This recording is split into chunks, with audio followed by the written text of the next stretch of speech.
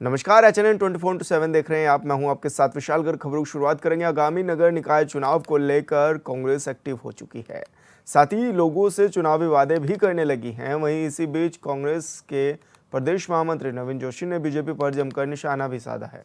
उनका कहना है कि बीजेपी ने स्मार्ट सिटी के नाम पर पूरे देहरादून शहर को खोद दिया है। वहीं मेयर सुनील उनियाल गामा पर आरोप लगाते हुए उन्होंने कहा है कि गामा ने कभी भी देहरादून की समस्याओं को गंभीरता से नहीं लिया, जिसकी वजह से आज शहर में जगह जगह बड़े बड़े गड्ढे हो गए हैं, नालियां चौक हो गई हैं। उन्होंने दावा किया है कि जो वादे बीजेपी ने पूरे नहीं किए उन्हें अब कांग्रेस पूरे करेगी।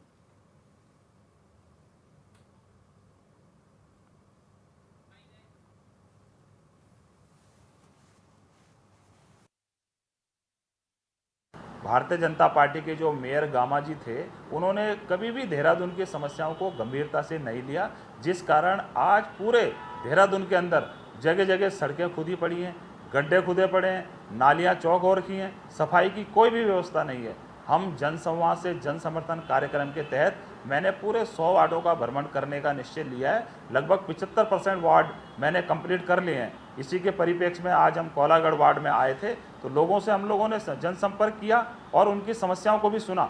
लेकिन वहाँ की स्थिति बहुत ख़राब है, जगह जगह नालियाँ चौक हैं, रोड टूटी पड़ी हुई है, जिस कारण से दुर्घटनाओं का भय। आपको बता दें कि जिस तरह से स्मार्ट सिटी के हालात दिख रहे हैं, ऐसे में कांग्रेस लगातार उन पर सवाल भी उठा रही है। कांग्रेस का कहना है कि जिस तरह से काम किए गए हैं वो सही नहीं किए गए हैं, और साथ ही उन्होंने ये भी आरोप लगाए हैं कि जो पूर्व में मेयर रहे हैं सुनील उनियाल गामा, उन्होंने जिम्मेदारी के साथ ये काम नहीं किए हैं। ऐसे में कांग्रेस ने ये सवाल भी खड़े किए हैं और ये भी कहा है कि जो काम बीजेपी ने पूरे नहीं किए उन्हें अब आने वाले समय में कांग्रेस पूरा करेगी। साथ ही इस तरह के आरोप भी लगाए गए हैं कि स्मार्ट सिटी को आज गड्ढों में तब्दील कर दिया गया है। और संवाददाता हिमांशु गौड़ हमारे साथ लाइव जुड़ चुके हैं। हिमांशु, जिस तरह से ये देखा भी जा रहा है कि स्मार्ट सिटी पर लगातार कांग्रेस सवाल उठा रही है, ऐसे में क्या माने कि किस तरह की तैयारियां भी हैं, क्योंकि चुनाव भी जल्दी होने हैं राज्य में। जी, बिल्कुल विशाल। लगातार जो निकाय चुनाव हैं उसको लेकर सरगर्मियाँ तेज़ हो गई हैं और ऐसे में कांग्रेस जो लगातार सरकार पर आरोप लगा रही है, चाहे स्मार्ट सिटी प्रोजेक्ट में हीला हवाली का हो, स्मार्ट सिटी प्रोजेक्ट में ड्रेनेज सिस्टम हो, तमाम ऐसी व्यवस्थाएं हैं जिसको लेकर कांग्रेस लगातार सरकार पर निशाना साध रही है। और कि ये कहना है कि सरकार ने स्मार्ट सिटी प्रोजेक्ट के नाम पर देहरादून को जो खाली गड्ढों में तब्दील किया है, सड़कें गड्ढे में है, गड्ढे सड़क में है, वो समझ में नहीं आता है और उसको लेकर कहीं ना कहीं लगातार आरोप प्रत्यारोप की राजनीति जो वो तेज़ हो गई है। और ऐसे में जो सत्ता पक्ष भाजपा का कहना है कि 90% कार्य स्मार्ट सिटी का पूरा हो गया है, ड्रेनेज व्यवस्था बेहतर है, नालियों की निकासी का काम भी लगातार जारी है और ऐसे में 15 अक्टूबर तक जो सड़कें देहरादून के अंतर्गत गड्ढों में तब्दील हैं उनको सही कर दिया जाएगा, उनमें डामरीकरण का कार्य पूरा कर दिया जाएगा और तमाम जो 90% जो 10% काम स्मार्ट सिटी प्रोजेक्ट के तहत रह गया है उसको पूरा कर दिया जाएगा। हिमांशु, जिस तरह से आप कह भी रहे हैं कि बीजेपी का ये दावा है कि 90% काम हो चुके हैं, लेकिन बीजेपी के ही विधायक सबसे पहले तो सवाल खड़े करते हैं स्मार्ट सिटी पर। तो क्या माने, क्या एक तरह से काम उस तरह नहीं हो पाया है जो तस्वीर दिखाई गई थी जनता को? कहीं ना कहीं भाजपा विधायक जो विनोद चमोली हैं वो लगातार स्मार्ट सिटी के प्रोजेक्ट पर सवाल खड़े करते हैं। उनका कहना है कि जो मेयर, जब वो मेयर थे, उस समय जिस प्रकार से स्मार्ट सिटी का रोड मैप तैयार किया गया था, जिस प्रकार से स्मार्ट सिटी बनाने की बात देहरादून को की गई थी, वो पूरा नहीं हो पाया, उस मानकों को पूरा नहीं किया गया है। और अब जैसे कैसे भी स्मार्ट सिटी का कार्य बस पूरा कर दिया जाए वही गनीमत होगी। और ऐसे में लगातार, क्योंकि भाजपा की जो सरकार की कार्यप्रणाली है, पूर्व मेयर सुनील उनियाल गामा वो कहीं ना कहीं विवादों में रहते हैं। इसी के साथ ही भाजपा सरकार की कार्यप्रणाली हो या स्मार्ट सिटी देहरादून के प्रोजेक्ट की बात हो, तमाम जो है प्रोजेक्ट इस समय कार्यप्रणालियों पर सवाल खड़े होते हैं और उसको लेकर कहीं ना कहीं विपक्ष को ही एक मुद्दा जरूर मिल जाता है। ऐसे में विपक्ष क्या कुछ दावे कर रहा है, किस तरह से इन समस्याओं को उठाने का काम करेगा विपक्ष? जी बिल्कुल, क्योंकि विपक्ष जो है लगातार अब जनसंपर्क अभियान चला रहा है, चाहे कांग्रेस के तमाम दिग्गज नेता हों, वो लगातार जनसंपर्क अभियान चला रहे हैं, अलग-अलग वार्डों में जाकर लोगों की समस्या सुन रहे हैं। और आगामी निकाय चुनाव क्योंकि देहरादून में भी होने हैं और उसको लेकर तैयारियों में कांग्रेस जुट गई है और जनता के बीच लगातार सरकार की जो कार्यप्रणाली है उसको उजागर कर रही है, सरकार की गलतियों को विपक्ष उजागर कर रहा है। और ऐसे में लगातार विपक्ष जो है मुखरता के साथ स्मार्ट सिटी की बात को यहाँ पर चाहे समाचार पत्रों के माध्यम से हो, चाहे विरोध प्रदर्शनों के माध्यम से, तमाम जो है विरोध प्रदर्शन के माध्यम से भी लगातार जनता की बात को उठा रहा है। बिल्कुल हिमांशु, बहुत बहुत शुक्रिया आपका तमाम जानकारी साझा करने के लिए। और मुजफ्फरनगर से बड़ी खबर, एचएनएन की खबर का हुआ बड़ा असर। खबर के चंद घंटे बाद ही स्वास्थ्य विभाग में मचा हड़कंप। भारत अस्पताल समेत 5 अन्य हॉस्पिटलों पर भी की गई है कार्रवाई। स्वास्थ्य विभाग की टीम ने की है ये छापेमारी। स्वास्थ्य विभाग की छापेमारी से हड़कंप भी मच गया है। तो ये बड़ी खबर आपको बता रहे हैं, जहां पर भारत अस्पताल समेत 5 अन्य अस्पतालों पर यह बड़ी कार्रवाई की गई है। स्वास्थ्य विभाग की टीम पहुंची थी छापेमारी करने के लिए और ऐसे में यह बड़ी कार्रवाई भी की गई है। और स्वास्थ्य विभाग की छापेमारी से अब हड़कंप भी मचा हुआ है। तो मुजफ्फरनगर में एचएनएन की खबर का यह बड़ा असर हुआ है, जहां पर प्रमुखता से दिखाया जा रहा था कि किस तरह से घोटालेबाजी की जा रही है।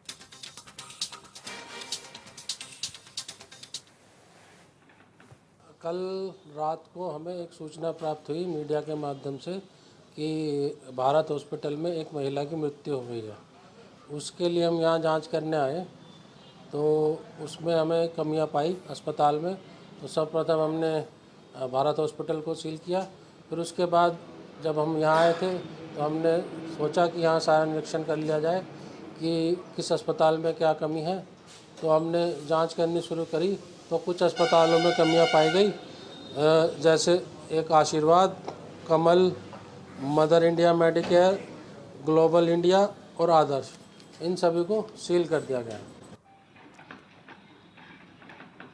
तो आपको बता दें कि मुजफ्फरनगर से ये बड़ी खबर है, जहां पर एचएनएन की खबर का बड़ा असर हुआ है और स्वास्थ्य विभाग में भी छापेमारी के बाद हड़कंप मचा हुआ है। तो आपको बता दें कि ये बड़ी कार्रवाई की गई है। एचएनएन ने प्रमुखता से दिखाया था कि किस तरह से काम होता है अस्पतालों में, और ऐसे में ये बड़ी कार्रवाई भी स्वास्थ्य विभाग के द्वारा की गई है। और संवाददाता आदेश सैनी हमारे साथ फोन लाइन पर जुड़ गए हैं। आदेश, क्या कुछ जानकारी मिल रही है, किस तरह की ये बड़ी कार्रवाई भी की गई है? देखिए, मैं आपको बता दूं कि बीते दिन एचएनएन द्वारा प्रमुखता से स्वास्थ्य विभाग की खबर दिखाई गई थी। जो जानसठ के भारत हॉस्पिटल में एक महिला की गलत उपचार के कारण मौत हुई थी, उसे जो है एचएनएन न्यूज चैनल द्वारा प्रमुखता से खबर को दिखाया गया।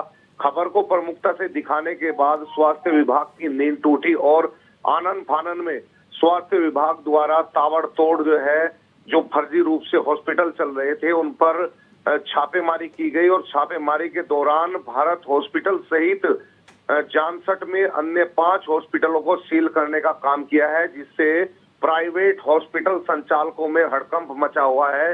वहीं स्वास्थ्य विभाग की ताबड़तोड़ इस कार्रवाई से कुछ लोग जो है अपना अस्पताल बंद कर फरार भी हो चुके हैं। जी तो अब आगे कैसे ये कार्रवाई जारी रहेगी? अधिकारियों ने क्या कुछ कहा है, क्योंकि अस्पताल तो कई सारे ऐसे हैं जहां पर व्यवस्थाएं खराब है। मैं आपको बता दूं कि बिल्कुल, देखिए मैं आपको बता दूं कि जनपद मुजफ्फरनगर में सैकड़ों से भी ज्यादा अस्पताल इस तरह के संचालित है और स्वास्थ्य विभाग का कहना है कि लगातार इसी तरह की कार्रवाई अब चलती रहेगी और किसी भी तरह की जो अनलीगल रूप से अस्पताल चलाने वाले हैं उन पर किसी तरह की कोई ढील नहीं बरती जाएगी और लगातार कार्रवाई अमल में लाई जाएगी। जी बिल्कुल आदेश, बहुत बहुत शुक्रिया आपका तमाम जानकारी साझा करने के लिए।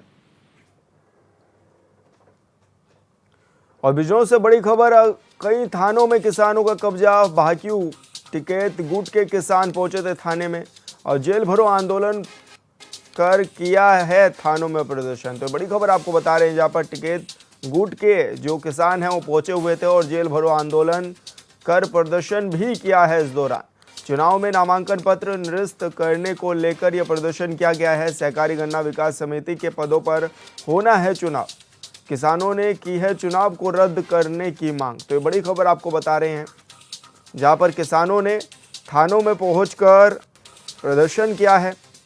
जेल भरो यह आंदोलन चलाया जा रहा है और बड़ी संख्या में इस दौरान किसान पहुंचे हुए हैं अलग अलग थानों में।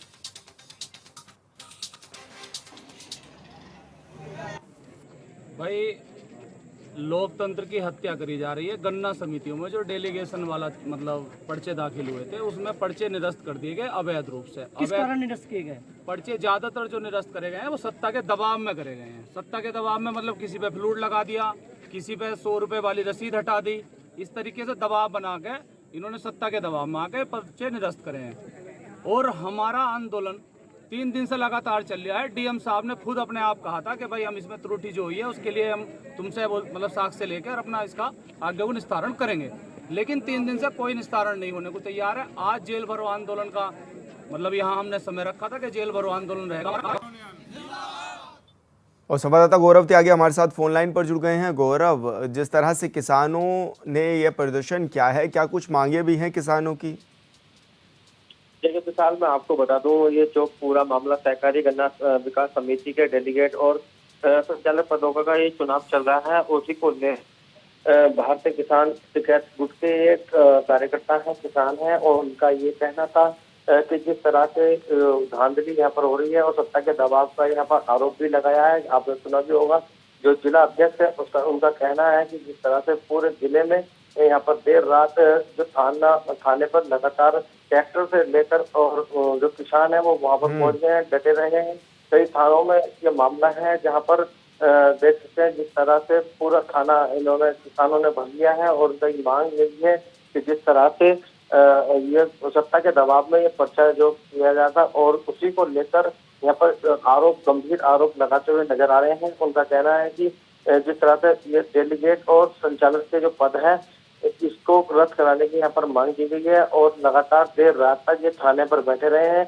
और इनका ये भी आरोप है कि 3 दिन से लगातार यहाँ पर कलेक्ट्रेट में बैठे थे धरना था, और उनका ये भी आरोप है कि जिस तरह से उस पर फ्लूट लगाकर और निरस्त कर दिया जा रहा है और कहीं सत्ता का दबाव यहाँ पर मानते हुए नजर आ रहे हैं। और उस पर उनका ये कहना है कि निष्पक्ष या तो चुनाव होगा या इसको रद्द कर दिया जाए। गौरव, क्या कोई आश्वासन भी मिला है अभी तक किसानों को? देखिए, अब बात की जाए तो अभी तक कोई आश्वासन यहाँ पर देखने को नहीं मिला है। पूरी रात थानों में डटे यहाँ पर किसान हैं। कई थाने लगभग जनपद बिजनौर के सभी थानों में किसान अपने ट्रैक्टर ट्रॉली लेकर थाने में जमे रहे हैं और उनकी यही मांग है, अगर इनकी मांगे पूरी नहीं होगी तो वे आंदोलन के लिए बाध्य होंगे। गौरव, कितनी बड़ी संख्या में किसान पहुंचे हुए हैं और अब अगला कदम क्या होने वाला है किसानों का?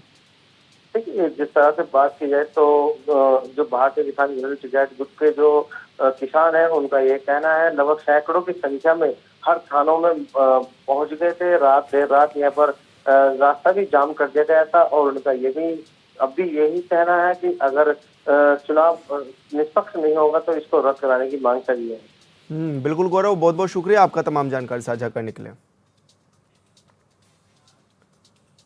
और यहाँ रुके छोटे से ब्रेक के लिए, जल्द होंगे हाजिर।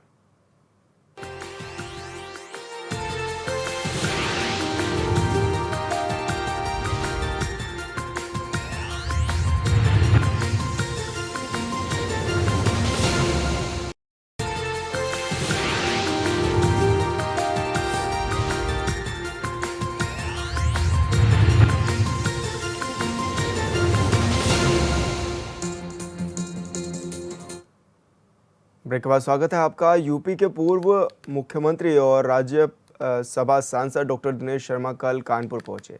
पार्टी की ओर से आयोजित प्रबुद्ध वर्ग समागम समेत कई आयोजनों में भी डॉक्टर दिनेश शर्मा ने शिरकत की।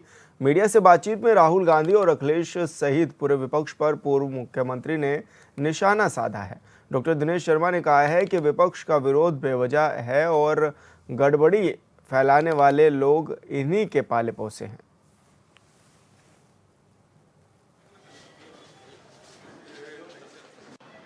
अभी बुद्धिजीवी सम्मेलन है और कई अन्य जगहों पर कार्यक्रम है।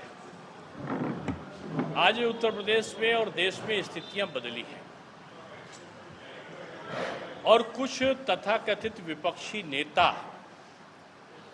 आज स्वप्न देख रहे हैं कि बांग्लादेश की तरह अस्थिरता भारतवर्ष में भी होगी और कांग्रेस और उनके सहयोगी दल उस अस्थिरता के लिए दिन रात जुटे हुए हैं। विदेशी एनजीओ और विदेशी महाशक्ति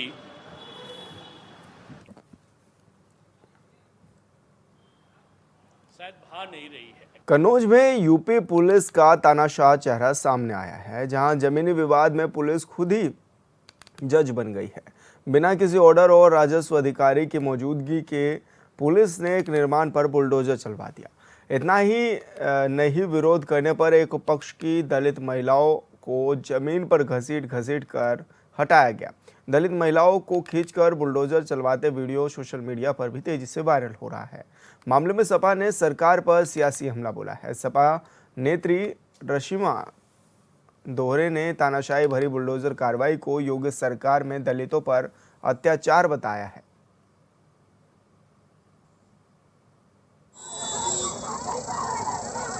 इसने पैसे भी ले लिए हैं, उसके बाद 7 लाख रुपए रहेंगे खाली। इसने कहा आप बना लीजिए, 10 सालों से हम लोग यहाँ रह रहे हैं। आज पुलिस ने क्या करा तुम लोगों के साथ? ऐसे परेशान शाम से कर रहे हैं जब से हमारे भाई गिरफ्तार हुए। अभी तुम्हारे साथ पुलिस ने क्या करा?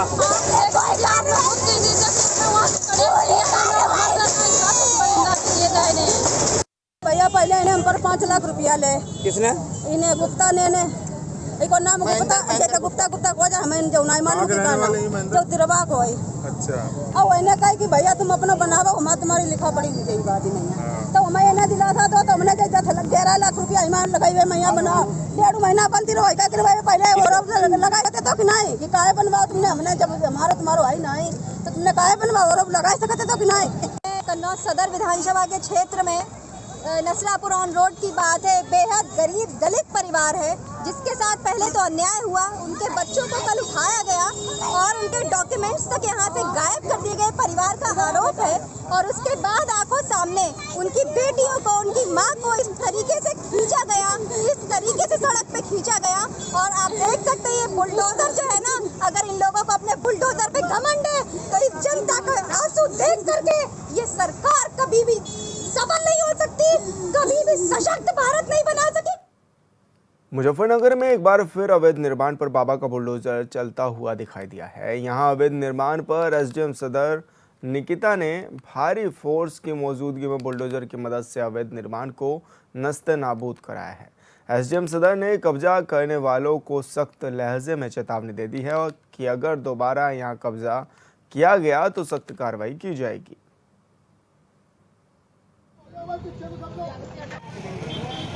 आज मेरी तहसील क्षेत्र के बिलासपुर गांव में बंजर ज़मीन है 593 नंबर, उस पर कब्जा किया हुआ था। प्लॉटिंग चल रही थी, भराव कर दिया था, तो हमने आज वही सब भराव हटवा के और आगे भी चेतावनी दी है। कानपुर पुलिस ने कुछ दिनों पूर्व व्यापारी के साथ हुई चोरी की घटना का खुलासा किया है।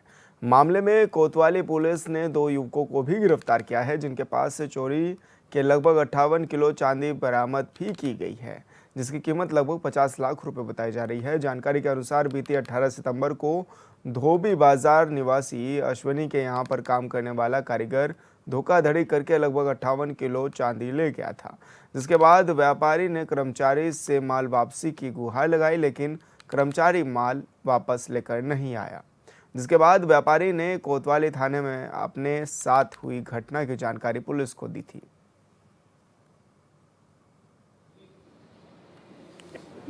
हमारे एक पदाधिकारी अश्विनी जी की दुकान है धोबी मोहल्ले में, कौन चले गए? टिम्पल ट्रेडर्स के नाम से।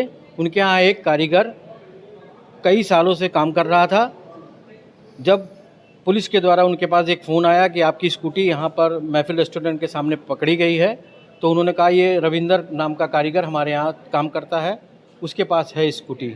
तब इन्होंने उसके बाद अपना कारखाना जाके चेक किया तो पता चला करीब 58-59 किलो चांदी उनके यहाँ के जो कारखाने में थी वो पूरी बटोर के वो रविंदर भाग गया है। फिर हम लोगों को सूचना मिली, हमारे अध्यक्ष श्री संजय टंडन, हमारे मुकुल वर्मा जी, हमारे किशोर जी, हमारे कपिल जी, कीमत थी इसकी? ये करीब इसकी 60 लाख रुपए के आसपास कीमत होगी। कि 48 घंटे के अंदर 100% माल के साथ मुलजिम बरामद हुए। और बरामदगी के बाद जब पूछताछ में बताया कि हम यहाँ काम कर रहे थे, हम लोगों ने प्लान कर लिया था कि अभी शहर को छोड़ के चले जाएंगे, और इस जो है प्लानिंग के तहत अपने भाई के साथ मिल करके इस मुलजिम रविंद्र ने अपने भाई विवेक के साथ मिलकर के ये जो 58 किलो और 58 kg 870 ग्राम चांदी जो है भाग गए थे। इनको अरेस्ट कर लिया गया है, पूरा माल बरामद हुआ गया है, अभियोग पंजीकृत कर दिया गया था। उसके आधार पे आगे विधिक कार्रवाई की जा रही है और अन्य पक्षों की भी जांच की जा रही है। जो भी तथ्य प्रकाश में आएंगे उसके आधार पर। सर, चांदी की पूरी कीमत कितनी होगी? लगभग 50 लाख के ऊपर बताया जा रहा है। बाराबंकी की मुर्गी दाना और राइस ब्रान बनाने वाली फैक्ट्री के भूमिगत डीजल टैंक में उतरे 3 मजदूरों की दम घुटने से मौत हो गई है। यहां डीजल टैंक सफाई करने पहले एक मजदूर टैंक में उतरा था। उसके ऊपर न आने के बाद एक दूसरा मजदूर नीचे उतरा और इसमें से जब कोई वापस नहीं लौटा तो उसकी खबर फैलते ही फैक्ट्री में हाहाकार मच गया।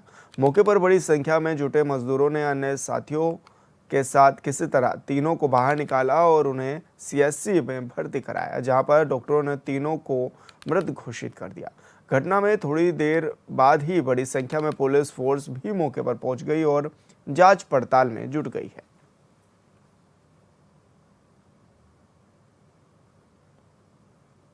हमारे डरे ने भैया क्या हुआ क्या?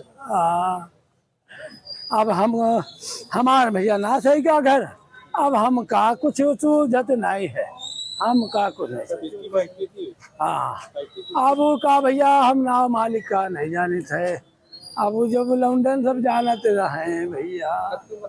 ये जो Ganpati agri business private limited एक कंपनी है जो थाना जहांगीराबाद और सदर जो तहसील है इसमें आती है। यहाँ पे जो एक चैम्बर बना हुआ है जिसमें यहाँ पे पेट्रोल और इनका जो अन्य चीज़ें यहाँ पे स्टोर होती थी, वहाँ पे जब चैम्बर में किसी वजह से जब यहाँ के ऑपरेटर और जो टेक्नीशियंस 1 by 1 उतरे और वहाँ पे गैस की वजह से या किसी अन्य वजह से जब वहाँ पे उनको सफोकेट हुए तो तीनों 1 by 1 तीनों गए, एक के बाद दूसरा, दूसरे के बाद तीसरा, और तीनों वहाँ पे अचेत हो गए।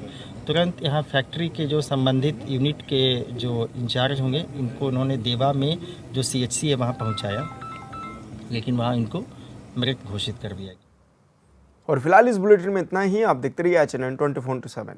नमस्कार।